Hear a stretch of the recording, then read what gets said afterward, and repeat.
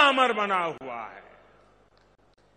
अब तक हमारी आस्था के केंद्र जागृत है, भारत की चेतना जागृत है, भारत की आत्मा जागृत है। अतीत में हमने देखा है, प्रयास हुए, परिस्थितियां पलटी, सत्ताएं बदली, भारत का शोषण भी हुआ, आजादी भी गई। इल्तुतमिश जैसे आक्रमणकारियों ने उज्जैन की ऊर्जा को भी नष्ट करने के प्रयास किए, लेकिन हमारे ऋषियों ने कहा है, चंद्रशेखरम आश्रये, चंद्रशेखरम आश्रये मम किम करिष्यति व्ययम। अर्थात महाकाल शिव की शरण में अरे मृत्यु भी हमारा क्या कर लेगा। और इसलिए भारत अपनी आस्था के इन प्रामाणिक केंद्रों की ऊर्जा से फिर पुनर्जीवित हो उठा, फिर उठ खड़ा हुआ। हमने फिर अपने अमरत्व की वैसी ही विश्वव्यापी घोषणा कर दी। भारत ने फिर महाकाल के आशीष से काल के कपाल पर कालातीत अस्तित्व का शिलालेख लिख दिया। आज एक बार फिर आजादी के इस अमृत काल में अमर अवंतिका भारत के सांस्कृतिक अमरत्व की घोषणा कर रही है।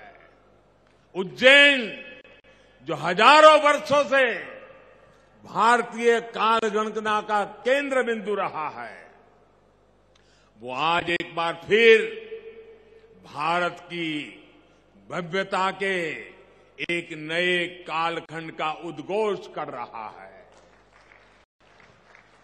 साथियों, भारत के लिए धर्म का अर्थ है हमारे कर्तव्यों का सामूहिक संकल्प। हमारे संकल्पों का ध्येय है विश्व का कल्याण, मानव मात्र की सेवा। हम शिव की आराधना में भी कहते हैं, नमामि विश्वस्य हिते रतम एतम, नमामि विश्वस्य हिते रतम तम, नमामि रूपाणी बहुनी दत्ते। अर्थात हम उन विश्वपति भगवान शिव को नमन करते हैं जो अनेक रूपों से पूरे विश्व के हितों में लगे हैं। यही भावना हमेशा भारत के तीर्थों, मंदिरों, मठों और आस्था केंद्रों की भी रही है। यहां महाकाल मंदिर में पूरे देश और दुनिया से लोग आते हैं। सिंहस्थ कुंभ लगता है तो लाखों लोग जुड़ते हैं। अनगिनत विविधताएं भी एक मंत्र, एक संकल्प लेकर एक साथ जुड़ सकती है। इससे बड़ा क्या उदाहरण क्या हो सकता है।